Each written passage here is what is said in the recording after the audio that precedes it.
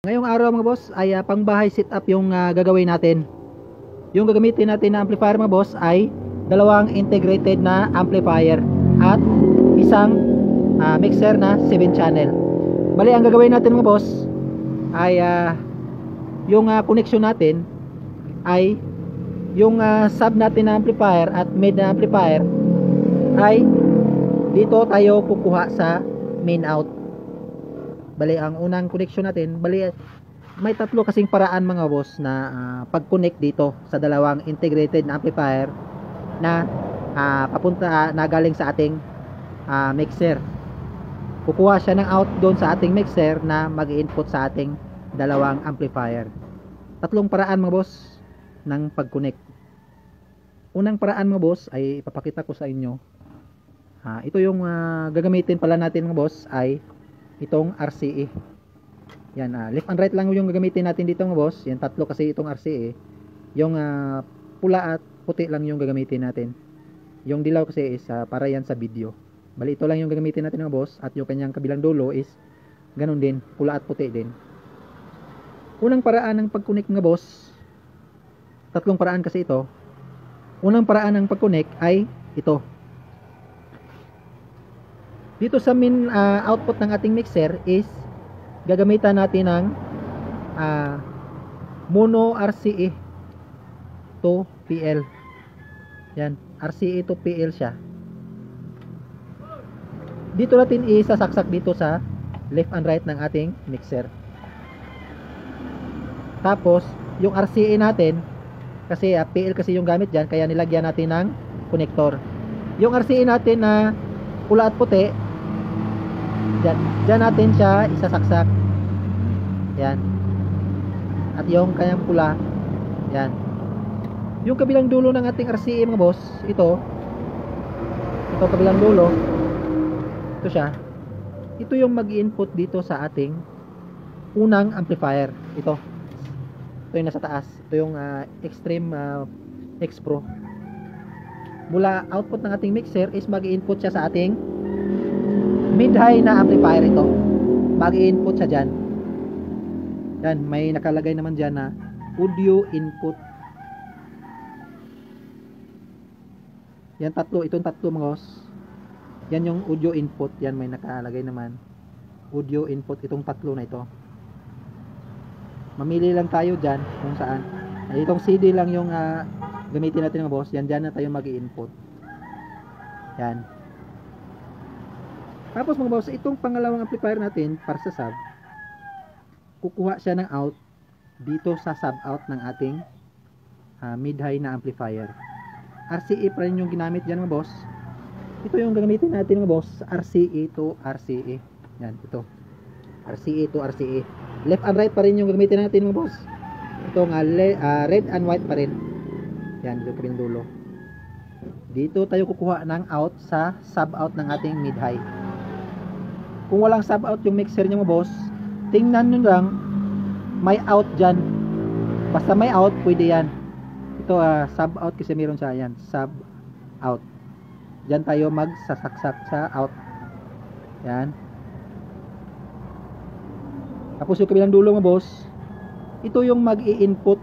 Ito mag-i-input siya sa ating sub na amplifier. Ito pupunta ito sa yan, input audio in. Itong dalawa mga boss, audio in ito. Mamili lang tayo dyan sa dalawa. Dyan natin i-connect yung galing sa ating sub out. Yan. Ganyan ho yung unang paraan ng pag-connect mga boss sa ating dalawang integrated na amplifier at mixer.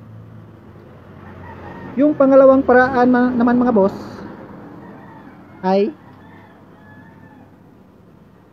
yung sub natin na amplifier ay doon siya kukuha ng out sa auxiliary ng ating mixer dito. Yan, nakakonect na yun kayo na mga boss. Dito siya kumuha ng out sa sub out ng ating mid-high na amplifier. Tatanggalin natin ito. Ito yung pangalawang paraan boss ng pag-connect ng dalawang amplifier sa mixer. Yan, tanggalin natin ito. Ito yung kable na ito mga boss, ito. input ito ng ating sub na amplifier, at ito yung kanyang kabilang dulo. Kukuha tayo ng out dito sa ating auxiliary. Yan, aux 1. Gagamitan natin yan ng ganito, dual RCA to mono jack plug. Diyan natin siya isasaksak sa auxiliary. Tapos yung RCA na galing sa input ng ating amplifier mga boss,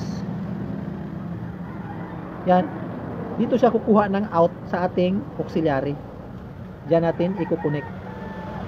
Yan. Yan yung pangalawang paraan mga boss ng pag-connect ng dalawang integrated amplifier at isang mixer. Yan, ito yung min out mga boss na nag-input sa ating mid-high na amplifier, at yung input dito ay kumuha siya ng auxiliary dito sa ating mixer. Ito yung pangalawang paraan mga boss. At yung kanyang volume mga boss, dahil auxiliary tayo kuha ng out, ito yung volume ng auxiliary. May sarili kasi siyang volume ng auxiliary. Yung pangatlong paraan naman mga boss ng pag-connect gamit ang ating dalawang integrated amplifier at isang mixer ay ito. Yan, tanggalin muna natin yung mga kable mga boss. Tanggalin muna natin yan. Yung gagamitin natin dito mga boss ay dalawang dual RCA to PL, dalawang ganito. Isasaksak natin ito sa left and right.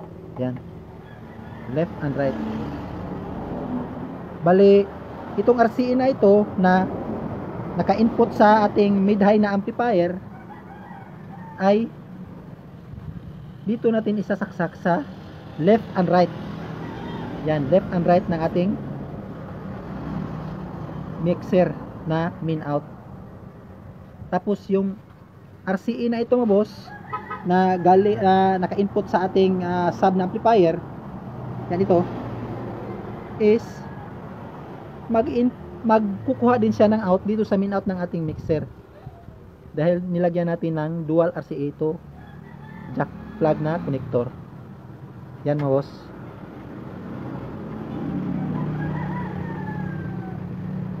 Ganyan yung mangyayari mga boss.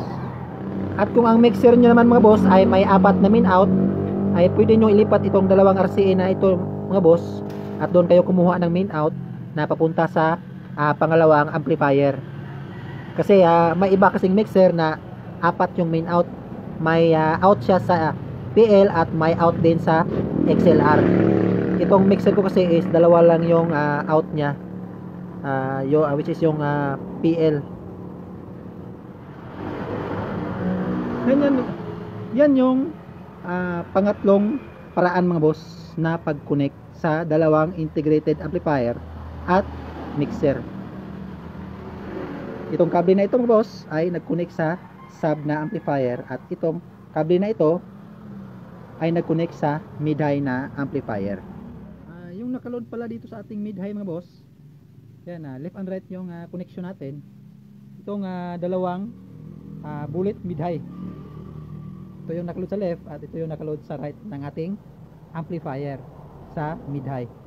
At yung ating sa sub naman na amplifier mga boss, ito ang nakaload sa kanya ay itong dalawang MCB, left and right din mga boss. Yan, sound check natin yung ating ginawang connection mga boss. Balik tayo dito sa harap ng ating amplifier at mixer. Ang una nating isa sound check mga boss ay itong si mid-high. Sa nga pala mga boss, bago natin i-on itong dalawang amplifier, ay una nating i-on itong ating mixer. Yan, importante kasi una naka-on yung ating mixer mga boss bago yung mga amplifier natin.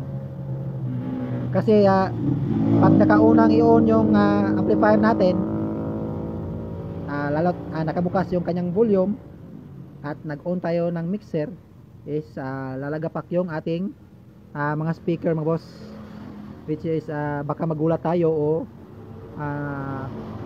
dahilan baka masira yung tweeter natin o yung mid natin.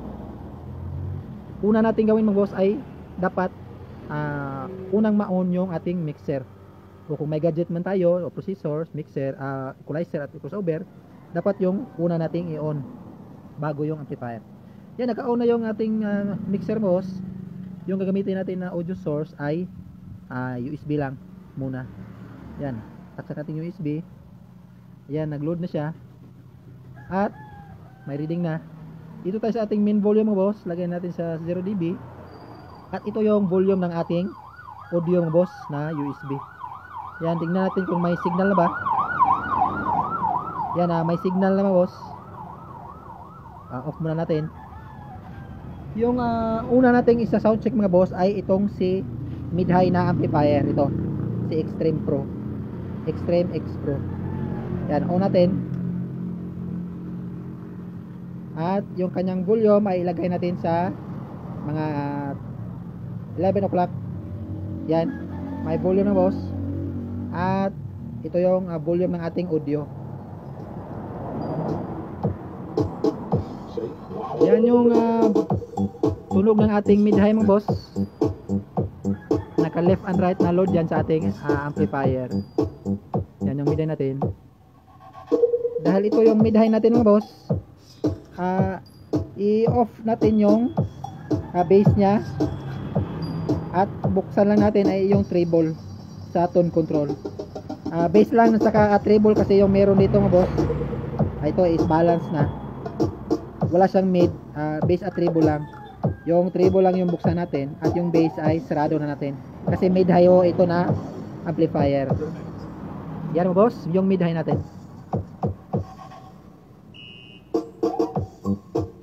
Yan mga boss, meron na tayong mid-high. Off muna natin yung ating mid-high. Off muna natin. At dito sa mixer, off din natin muna. Yan. Dito naman tayo sa sub natin na amplifier mga boss. Itong si DB Audio. Yan, on natin. Yan siya. At yung kanyang volume mga boss ay lagay natin sa 12 o'clock. Yan. Yan mga boss.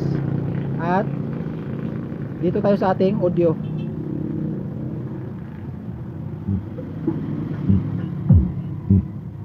Yan yung tulog ng ating sub mga boss.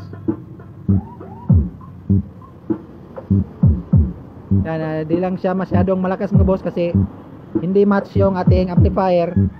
Maliit kasi yung amplifier natin kaysa doon sa ating speakers, kasi yung speaker na nakaload ng ating MCB is 1000 watts yan kada isa. Yung amplifier natin is maliit lang. Kaya naman yang patugtugin pero hindi pwedeng ihataw kasi kawawa yung amplifier natin. Nasa 500 watts lang yung amplifier natin.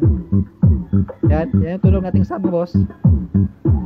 Yung sub naman natin mga boss ay yung kanyang low ay yan yung ilagay natin sa 3 o'clock o 2 o'clock. Buksan natin yung ating low. At yung kanyang mid at high na tone control ay i-off lang natin kasi ito yung pang sub natin na amplifier. Yan, naka-off na yung high at mid natin na tone control. Yung binuksan na natin ay yung kanyang low. Yan. Yan, pagsabayin natin yung mid at high natin boss. Buksan natin yung mid-high na amplifier natin. Yan. Yan yung tunog ng ating mid-high at sub mga boss dito sa ating connection na dalawang amplifier na integrated at isang mixer.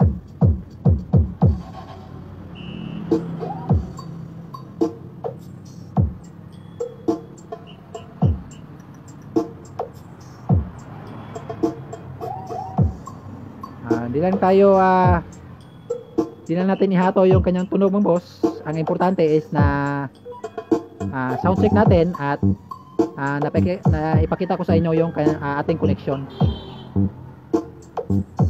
Maliit lang kasi yung amplifier natin kaysa doon sa ating mga speakers. Yung sub ko kasi is tag 1,000